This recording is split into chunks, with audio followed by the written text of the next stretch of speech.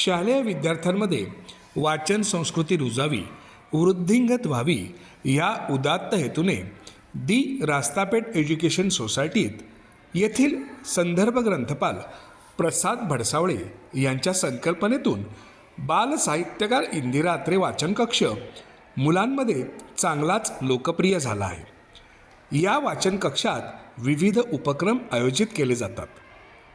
अशातच डॉक्टर संगीता बर्वे यांच्या चला चला रे चला चला रे वाचू आपण पुस्तक, ज्ञानापुढती सारे आपण होऊ या नतमस्तक या कवितेचे खणखणीत उच्चारात वाचन केले ते कोथरूड येथील the Poona school and home for the blind येथील विद्यार्थिनींनी आणि त्यांच्या पाठोपाठ या कवितेच्या ओळी उद्धृत केल्या त्या आबासाहेब अत्रे प्रशालेतील विद्यार्थिनींनी।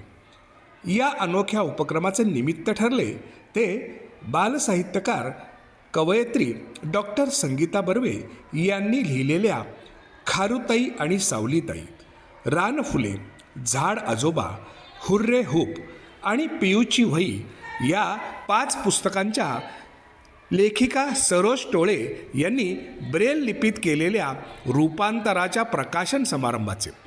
या पुस्तकांचे प्रकाशन करण्यात आले ते अंध व्यक्तीही पाहू शकतील अशी चित्रे रेखाटणारे प्रसिद्ध चित्रकार चिंतामणी हसबनीस यांच्या हस्ते। हा समारंभ सोमवार पेठेतील दी रास्तापेठ एज्युकेशन सोसायटीतील बालसाहित्यकार इंदिरा अत्रे वाचन कक्षात प्रसाद भडसावळे यांनी आयोजित केला होता। चित्रकार चिंतामणी हसबनीस, लेखिका डॉक्टर संगीता बर्वे, सरोज टोळे, आबासाहेब अत्रे प्रशाला इंग्रजी विभागाच्या मुख्याध्यापिका चंचल लालवाणी, संदर्भ तज्ज्ञ व अत्रे प्रशालेतील ग्रंथपाल प्रसाद भडसावळे तसेच निकिता रोकडे, ईश्वरी बेर्डे, हिंदवी माळी, युतिका जाधव, त्रियांशी सांगला, चिराग दवे या अंध विद्यार्थ्यांच्या हस्ते आणि प्रशालेतील विद्यार्थिनींच्या उपस्थितीत पुस्तकांचे प्रकाशन करण्यात आले। अंधशाळेच्या उज्ज्वला सोनी, अर्चना कांबळे आदी उपस्थित होत्या। दी रास्तापेठ एज्युकेशन सोसायटीतील बालसाहित्यकार इंदिरा अत्रे वाचन कक्षात संपन्न झालेल्या या कार्यक्रमात विद्यार्थिनींशी संवाद साधताना डॉक्टर संगीता बर्वे म्हणाल्या, केवळ दृष्टी असून उपयोग नाही तर समाजातील चांगल्या गोष्टींचे निरीक्षण करण्यासाठी डोळस असावे लागते। वाचनाची आवड जोपासत समाजहिताचे कार्य करण्याचा वसा मुलींनो आवर्जून घ्या। सरोज टोळे म्हणाल्या, अंध व्यक्तींनाही पुस्तकांचा स्पर्श हवा असतो।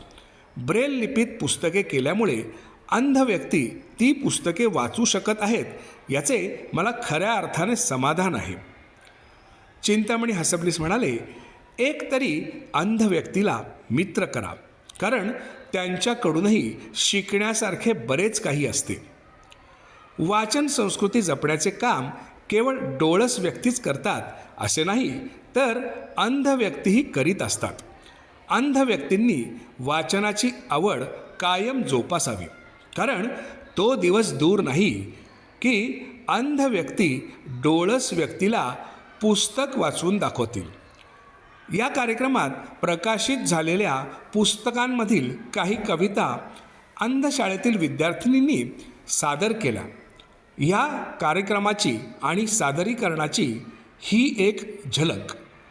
या कार्यक्रमाचे प्रास्ताविक प्रसाद भडसावळे यांनी केले तर सूत्रसंचालन केशव तळेकर यांनी केले। ग्लोबल होईल, मंगळावर जाणार आहे एक अवकाशयान, मंगळावर जाणार आहे एक अवकाशयान, त्यात बसून जाते आई, फिरून येते छान, त्यात बसून जाते आई, फिरून येते छान। बरेच दिवस झाले मी पण कुठंच गेले नाही, बरेच दिवस झाले मी पण कुठेच गेले नाही। बाबा तर आउटिंगचं नावच काढत नाही, बाबा तर आउटिंगचं नावच काढत नाही।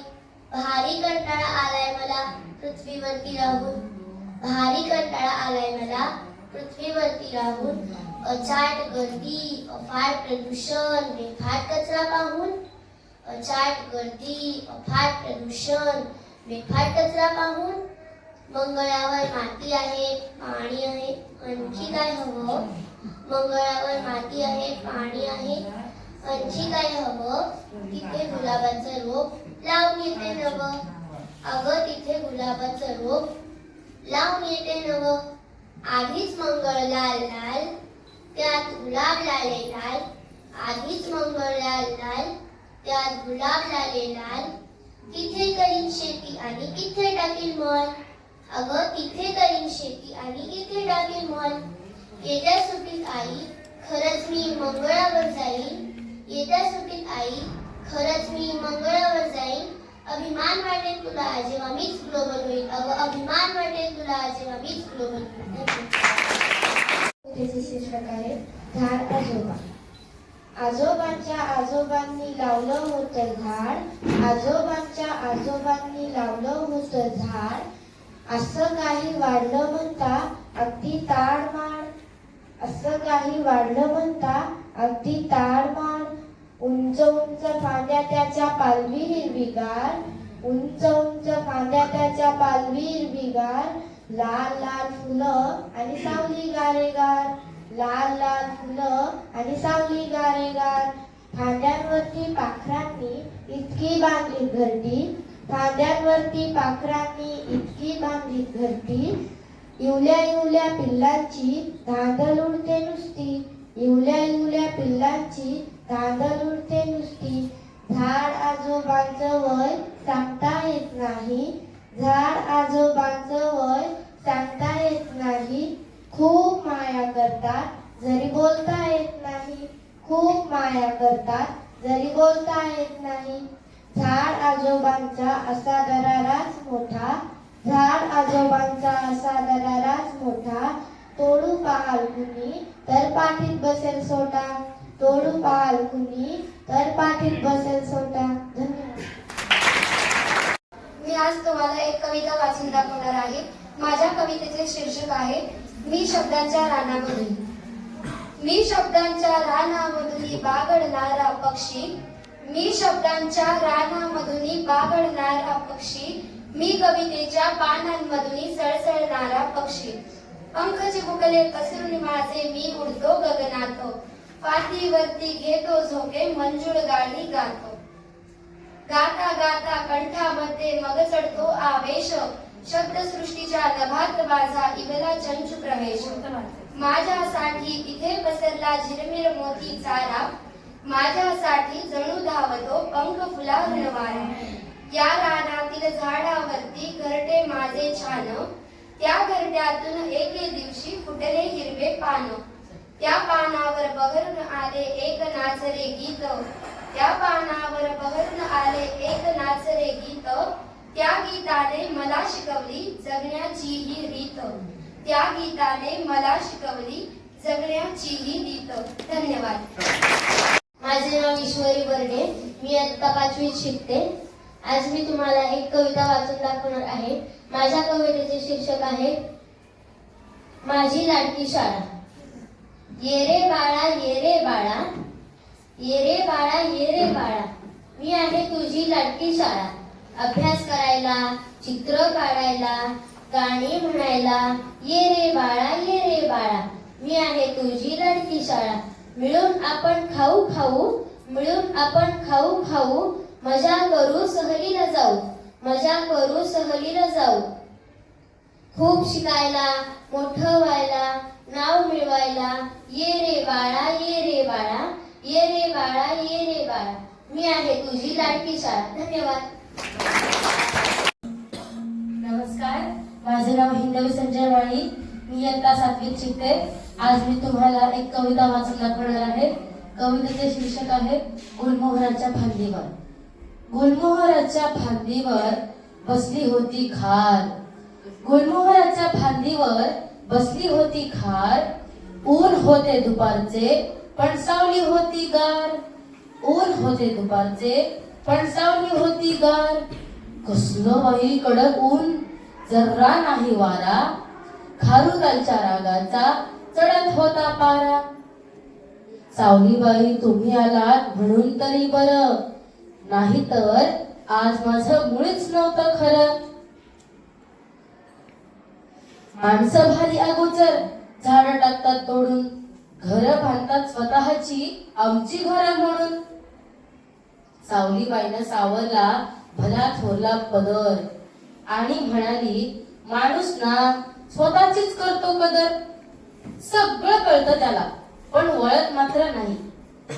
पण एक सांगते, कुठली झर त्याला सोसत नाही. म्हणून म्हणते खारुताई, रागराग नको करू. म्हणून म्हणते खारुताई, रागराग नको करू. अगं लावेलच तो नवं झाड, तोवर धीर धरू. लावेलच तो नवं झाड, तोवर धीर धरू. धन्यवाद. मुलांची अंधशाळा इयत्ता 7वी. तर या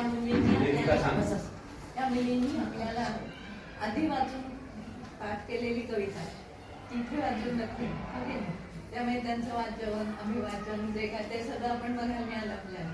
अशा पद्धतीनं कविता वाचता येते हे पण कळलं. आता हा वेळेवर वाचणार आहे, ह्यांनी हे आता कधी वाचलेलं नाहीये, त्यामुळे तो कसा वाचतोय बघा, लक्ष द्या त्याच्या शब्दांकडे. 13 मे 2016 शुक्रवार. दैनंदिनी आहे. रंगीत रंगीत खडकीत लावलेल्या मनी प्लॅन्टला मी रोज पाणी घालते. हो, अगदी न विसरता माझं आहे ना ते मनी प्लॅन्ट. ती नाजूक हिरवी पानं किती सुंदर दिसत आहेत. मी रोज बघते ना त्यात काय बदल होत आहेत ते. मनी प्लॅन्टला नवीन पानं फुटले की आळी त्याची गुंडाळी झालेली असते. मग ती हळूहळू उलगडत जाते आणि मग मोठं पान तयार होतं. मग मनी प्लॅन्टची वेल एका पानाने वाढते. काय भराभर वाढतंय हो वृट्ट.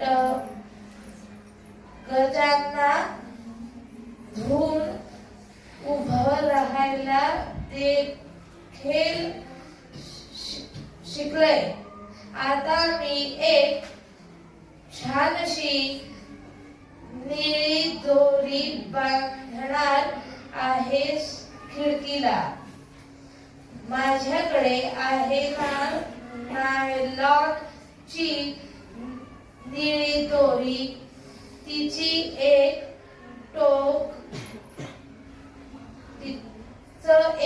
टोक खिडकीच्या गजाला राहील. चला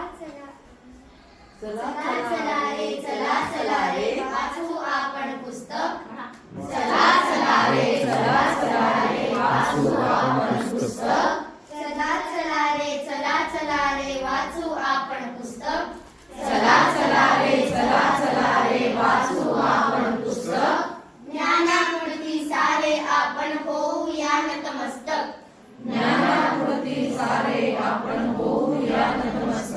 अति कामामध्ये असल्याचा कोणी करतो जरी बहाणा.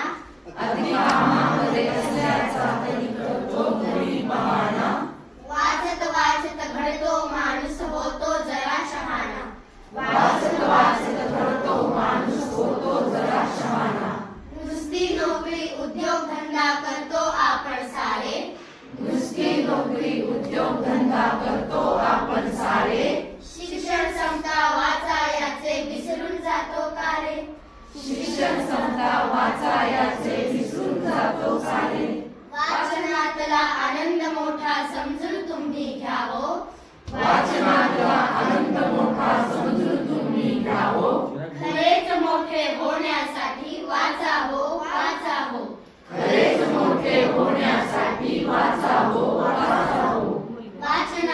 गोड